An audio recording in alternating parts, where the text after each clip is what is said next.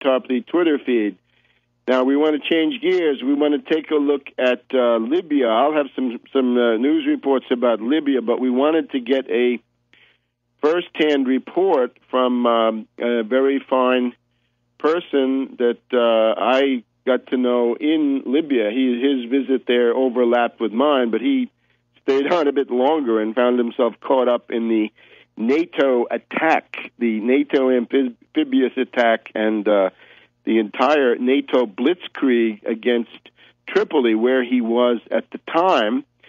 So what we'd like to do is to get from him a kind of an overview, a briefing that I think he's prepared, so we can just sail right through it, and I'll maybe ask a couple of questions at the end, but give him this entire 9 or 10 minute segment. What was it like there, and what did we learn? What did he see firsthand in terms of the nature of this rebel Al-Qaeda congeries? And he was, of course, in the Rixos Hotel at the point that had become kind of the center of world news around the 20th to the 25th of August. And this is Darius Mahdi Nazemroaya from Canada. So welcome, Mahdi. Thank you, Dr. Tarpley. Thank you. Are you there? Yes, I am, Dr. Tarpley. Can you hear me? Okay, so now you have the floor. You take it away and tell us the picture that you saw and the implications thereof. All right. Well, you described things as they were. There was massive, major NATO bombings, indiscriminate and merciless. This was one of the things they did to pave the way for the insurgents to come in. NATO forces were on the ground, and they were directing these forces. I spoke to people who were in combat and in the heat of battle, and they were telling me about French forces there, Qatari forces, Jordanian forces. They were on the ground. And let me tell you, there was British individuals on the ground who were also directing these forces, and you could see them. In fact, in the rebel-held Corinthian Hotel, which was not secured at the time that I and other internationals were taken there, from the Rexos El Nasser, the British were in charge of security there, and British intelligence was also there, amongst others, including the U.S. State Department. They were calling the shots there. In fact, the hotel that both you and myself stayed at, the Radisson, which I'm sure you remember, is run by the U.S. right now. It's being used as an interrogation base, and Khalifa Haftar, the CIA asset from Great Falls, Virginia, is based there, and that's his headquarters. And they've been interrogating people there and shooting them in cold blood in the rooms. I also want to mention that the insurgents were brought in through an amphibious assault after the merciless bombings, and there was also simultaneous helicopter attacks on the civilian checkpoints. They were manned by volunteers, militia, military, and police. The checkpoints were heavily attacked, not just in Tripoli, but in all the towns and cities west of Tripoli, on that highway between Jerba to Tripoli. Same thing with the Western Mountains, where U.S. Special Forces were on the ground.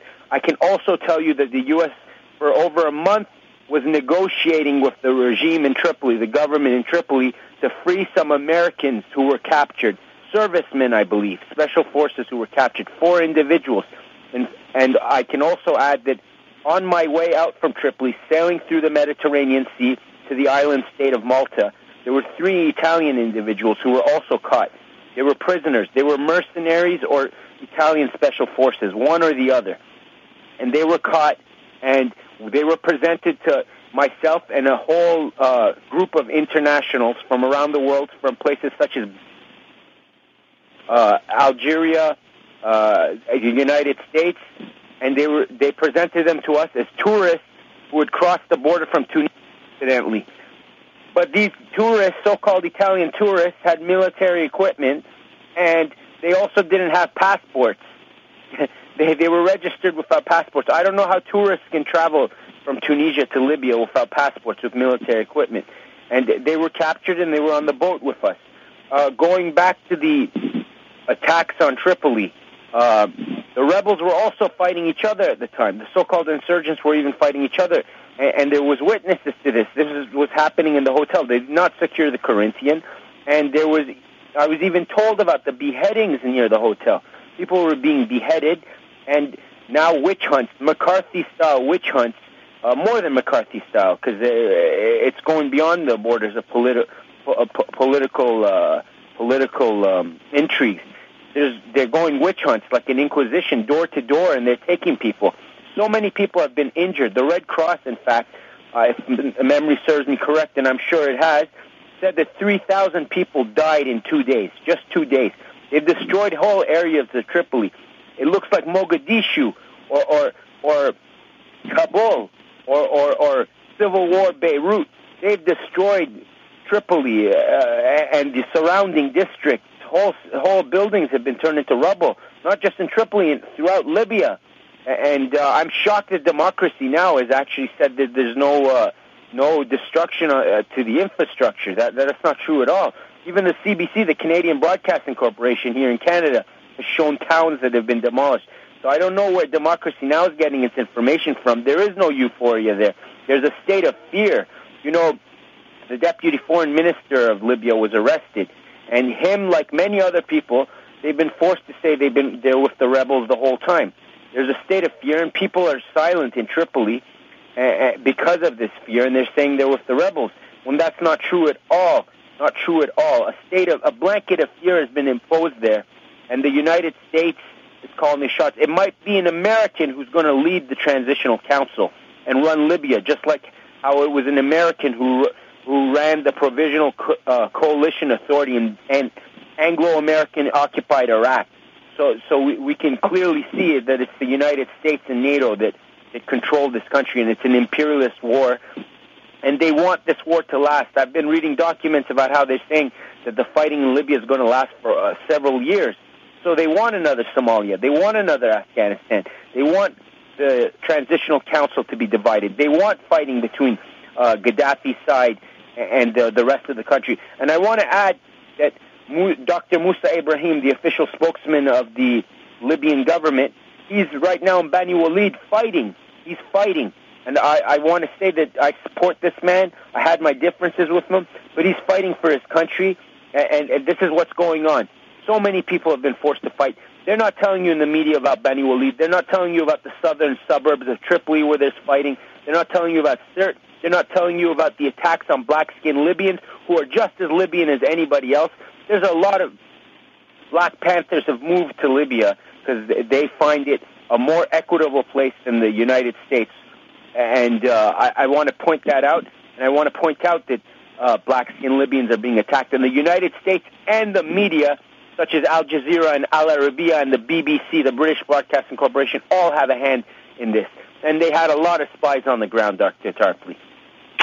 Maybe if our listeners have any influence over Amy Goodman, we should demand that she let you on there on that Hypocrisy Now program. And you could essentially deliver an antidote to the big lies that Amy has been telling. I think she's probably getting some of it from the Ford Foundation. She seems to get a lot of things from the Ford Foundation.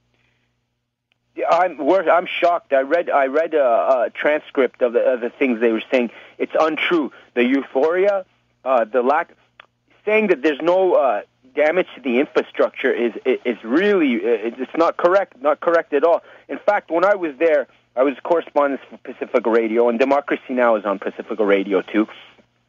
They were never speaking about Libya on Democracy Now!, only towards the end, and it was very short. You know, this is an important war, this NATO barbaric war of aggression NATO is waging against this North African country, but they never mentioned it, and only towards the end would they mention it, and they would mix it up with the news about Syria, and they're saying the same thing about Syria.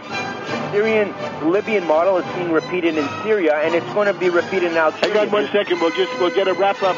We'll give you another couple of minutes after the break. Okay? You can stay. Okay, sure. Welcome back to World Crisis Radio. We're just continuing, wrapping up our interview here with Darius Mahdi Nazemroaya of Canada, who was essentially caught in Tripoli, Libya, by the NATO attack, and how you came out by boat to Malta. How did that go? Well, the boat was delayed several times by the Transitional Council, and I think the U.S. State Department had a hand in it as well. They were shuffling the list. They took people off. I can tell you that they arrested one Hungarian. And I like to point out that these rebels are not just targeting black-skinned Libyans. They're also very racist towards Eastern European people, countries such as Romania and Russia, and they're very racist towards Slavic people. They're very biased. The populations in Russia, Ukraine, Belarus, Serbia, Bosnia, they're very pro-Gaddafi. Because of this, there's a strong resentment against these countries. So you can see that they're being treated badly. Same thing with the Algerians. So this was very noticeable when we were being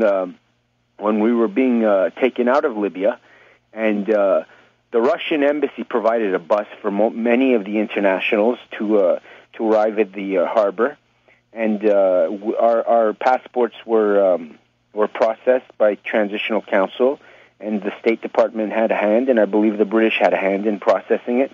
So this really tells you who's running the shots, who's running the show there.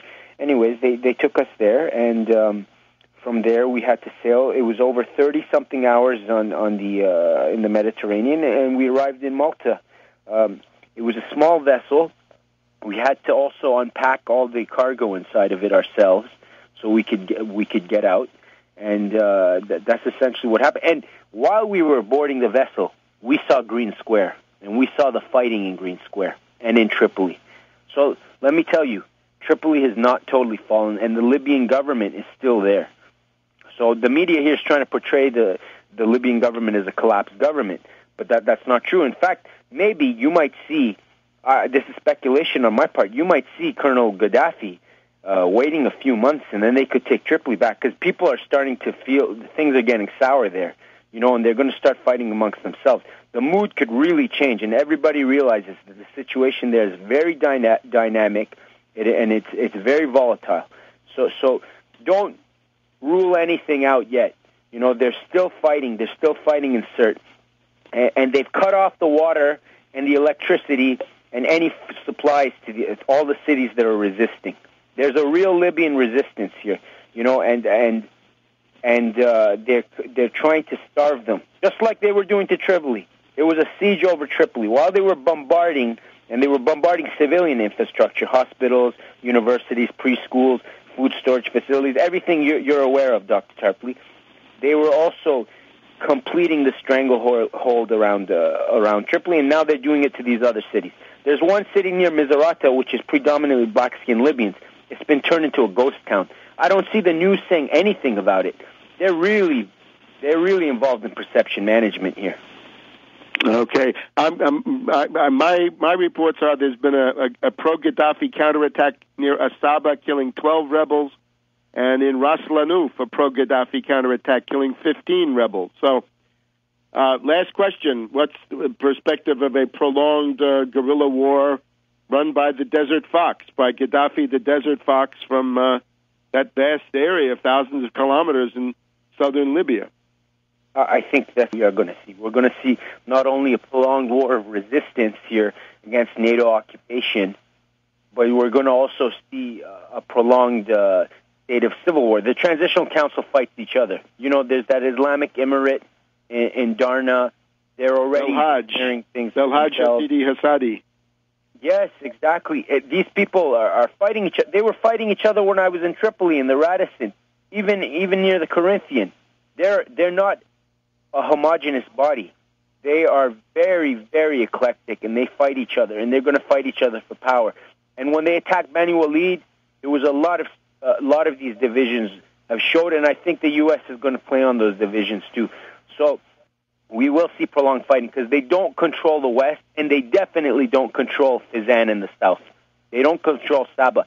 And right now, I was told recently, just from a contact there, that in Sabha they're trying to make negotiations so people can leave, humanitarian aid can come, but the media is not reporting anything about this.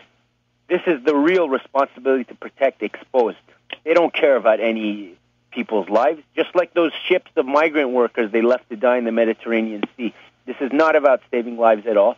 This is about destroying a country that was a leader in Africa. Okay.